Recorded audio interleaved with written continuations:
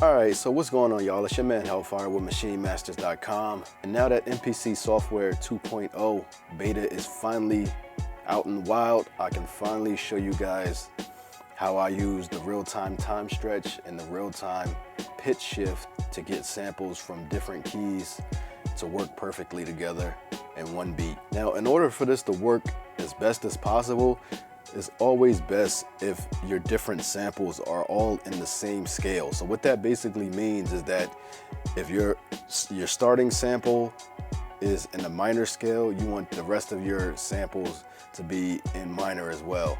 And vice versa, if your starting sample is a major scale, you want the rest of your samples to also be in major if you want to use them together in the same beat. Now, you might be able to sometimes get certain keys of a sample to work good from a minor with a major, but for the most part, it's best if it's either or and not a mixture of the two. All right, so here I have 3 different samples loaded up with some drums. So we're gonna be working with this one called Body Snatchers, and you can see that it's 87 BPM and the key is D minor. And down here, you can see the BPM is there. If it doesn't read correctly there as it does in the file name, you can just go there and type it in. So this is Body Snatchers.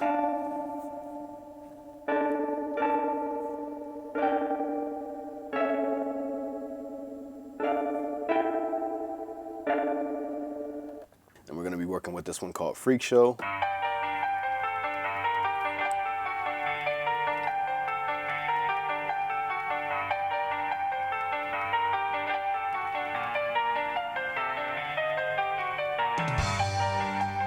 And then we're going to be working with this one called Mental Asylum.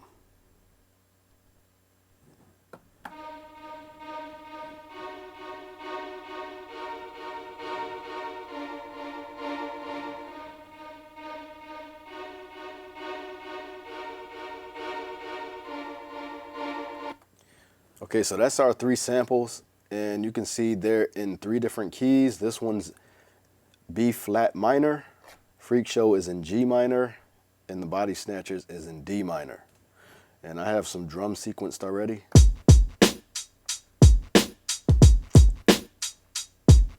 Just some basic boom bap drums. And as far as these samples go, you can find these in the Killer Samples sound pack by 2 Deep Beats. That's available on MachineMasters.com right now. And I have not auditioned anything with these samples yet, so I'm doing this fresh as we go along so you guys can get a real life depiction of, you know, how this process works. So the first thing I want to do is chop this sample up, and I like to do it in even pieces. So I'm going to go to chop, and I like to go to regions, and then I'll just set the amount of regions so it gives me even chops.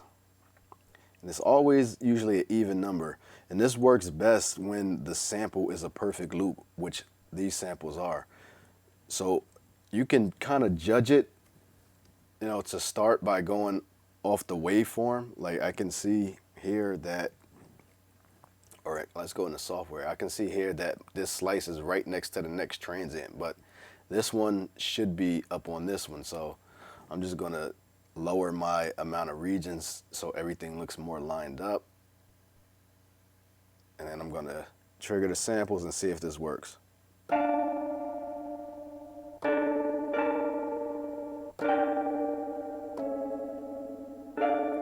right, that doesn't work.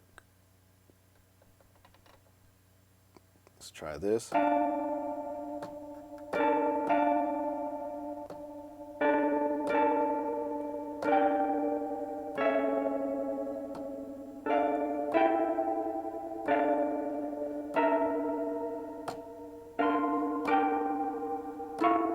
Perfect.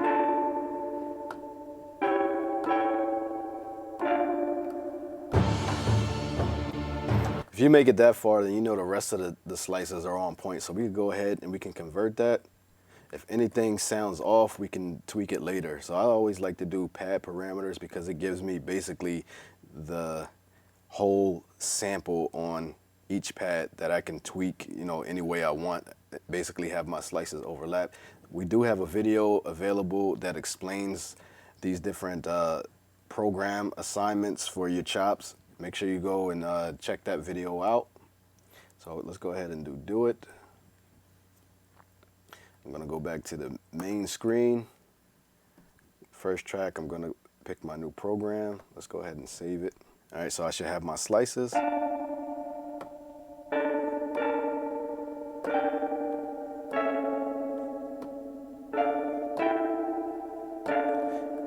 right, so we want to try to make this into something different. I don't want to use it the same way that the sound designer made it. So we're gonna completely change the pitch and probably the tempo and everything. All right, so let's go into program edit. And since we want to do all the samples at once, we want to affect all the samples in the program. So we're going to go to our edit zones and we're going to hit all. So right now, whatever we do in program edit on F keys 2 to 6 is going to affect every pad in this program. Master automatically does that anyway. So again, we're going to be on all. Now to activate the actual warping, which is the real-time time stretch and real-time pitch shift, we have to go to the software because it's not yet completed on the hardware. So go ahead and grab your mouse, go to the software, and we're going to go up to this wave tab. And that's going to show us all our slices in waveform.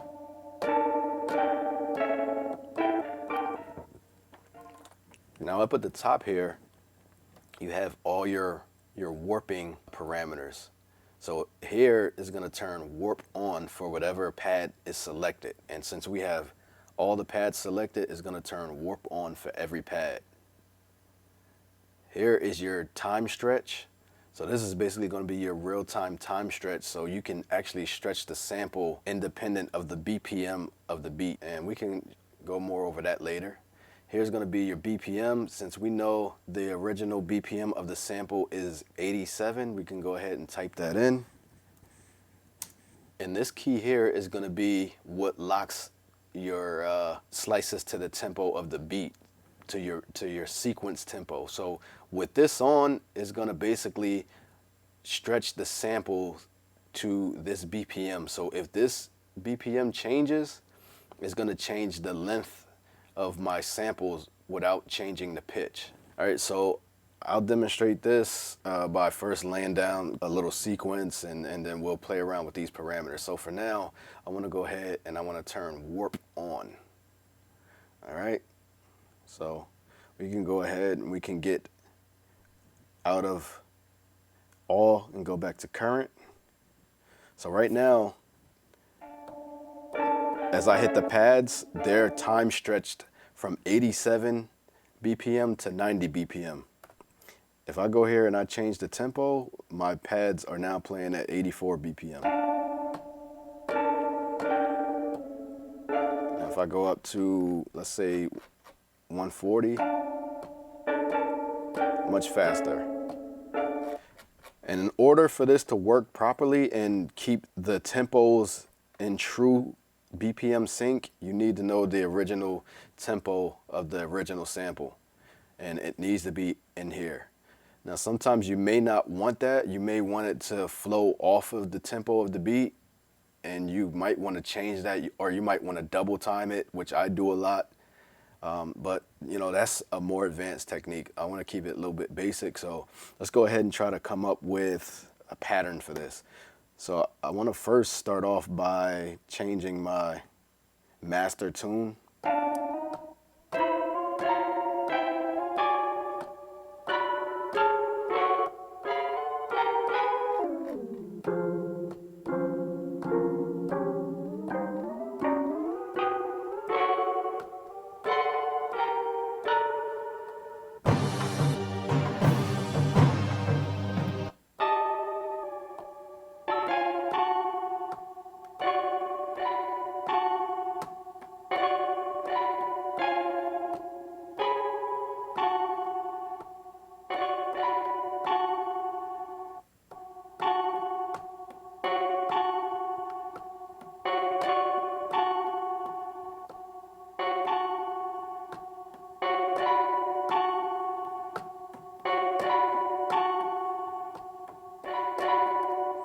All right, so let's go with that. Keep it nice and simple.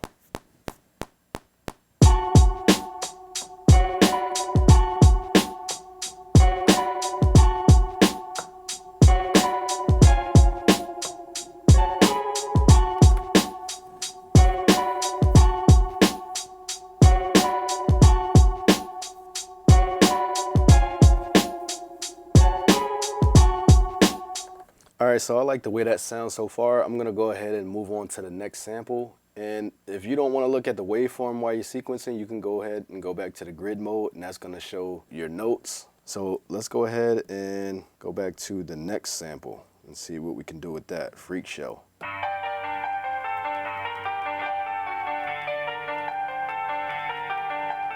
So we're gonna go ahead and chop this up by regions.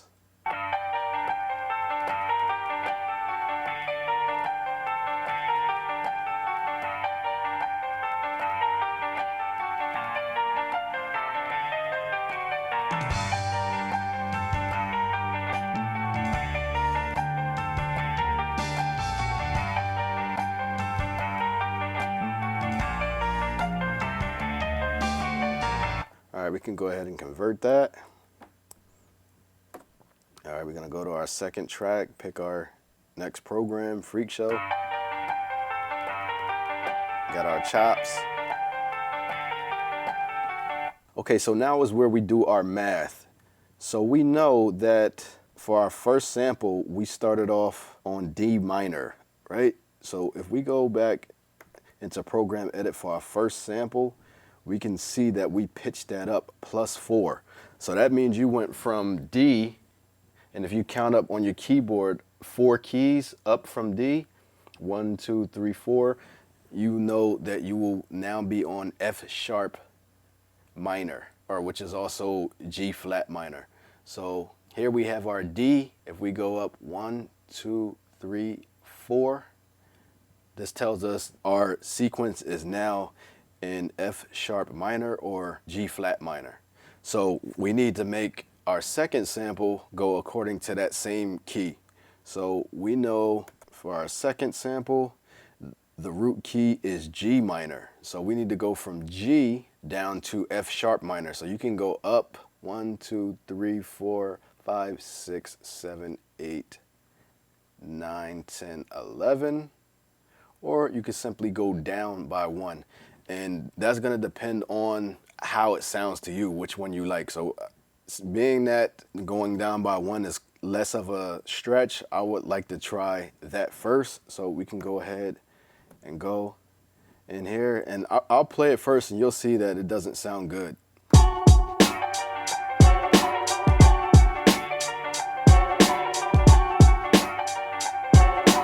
It's completely off key, right? So if we go down by 1, perfect. All right, so if we go up 12 from here, which will be 11 from the original, it'll be 1 octave up and it should still be on key.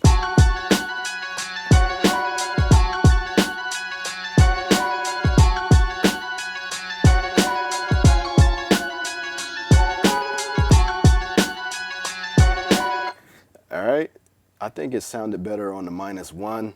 I don't know what you guys think.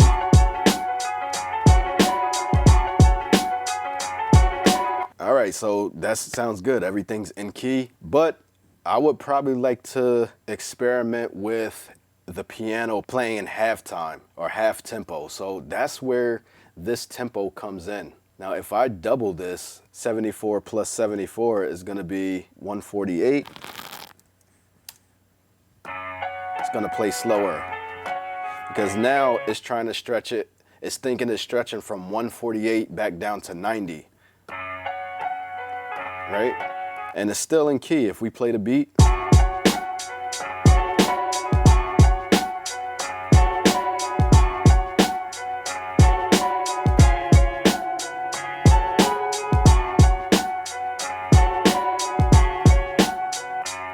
All right, so if we go back to 74, we can see again which one we like better.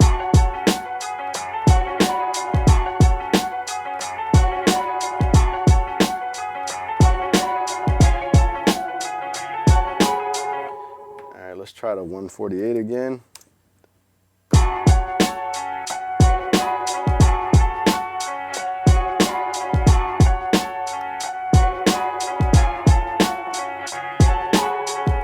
I think I liked it better at the original tempo with the faster piano. So let's go ahead and sequence that.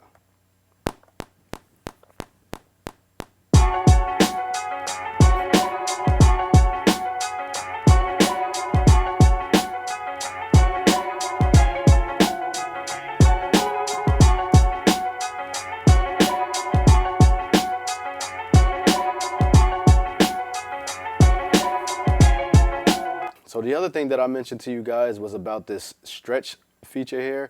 This is basically how you do the old school style time stretching, but you can just do it in here real time. So this is basically just how it used to work, or how it still does work within sample edit. It's just, if you change this, it'll stretch in real time as the beat plays, and you no longer have to hit do it, and it's no longer an offline function, but it's basically the same functionality as existed before. So if I hit this, it's basically stretching it as I change that.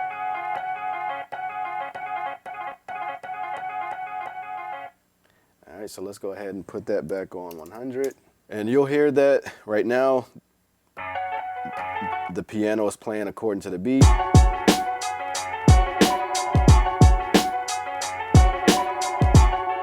If I go ahead and turn this sequence lock off,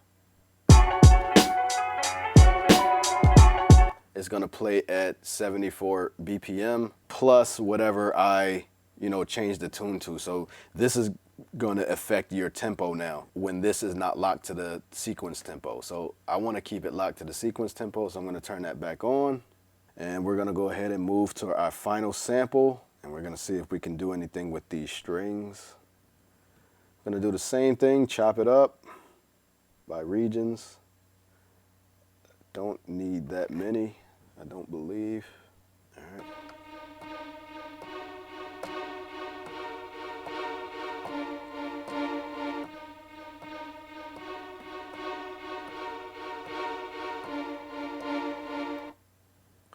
All right, so let's go ahead and convert that. Let's go to our third track, go to our new program. So since this was a stem, we have that blank space before there, so our chops are actually gonna start on bank B.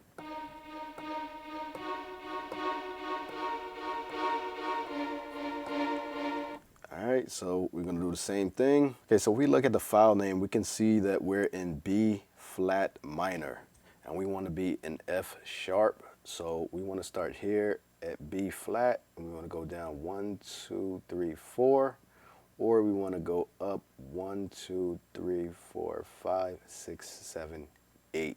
The two numbers is always gonna be a sum of 12. Okay, so let's go in program edit. Let's go turn on edit zones all. Let's go to turn the warp on. I'm gonna put in our BPM 67. So let's start with the shorter one, which is -4. See if that works.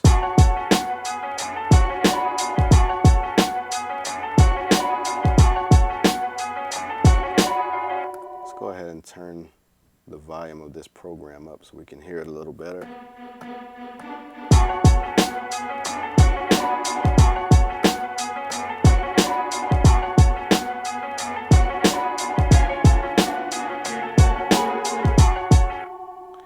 I don't really like the way that sounds, so let's try the +8. Sometimes the samples just don't work good together, which might be the case with this one.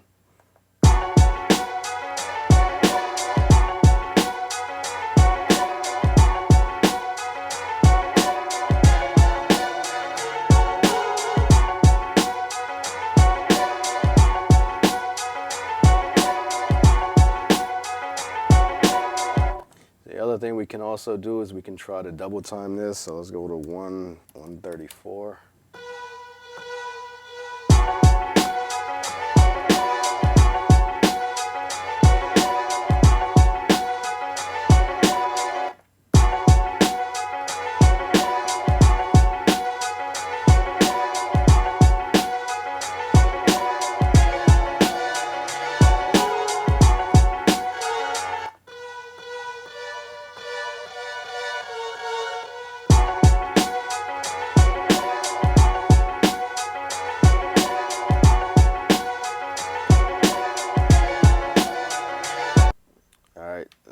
Don't really like that, but you guys get the point. Let's go ahead and record that, and we'll just throw it down in the background.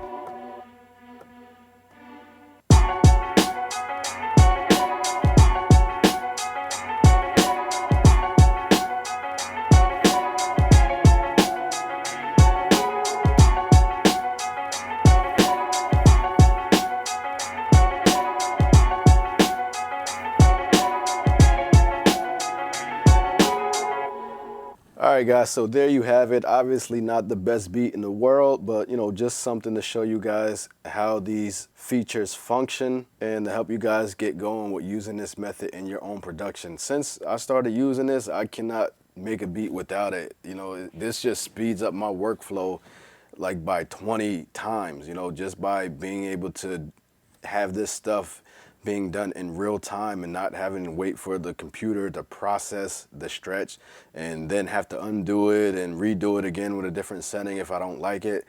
This is just, so much quicker, and it allows you to, make changes in the middle of your beat without, having to redo a whole bunch of stuff. If I want to change the pitch of one thing, I can easily change the pitch of everything else, and, is quick just like that. So hopefully you guys found this useful and you're able to fit it into your workflow. If you have any questions, please drop them down in the comment box and I'll try to answer them as I see them. Make sure you guys rate, comment, and subscribe. Let me know how you guys like this. And all right, peace.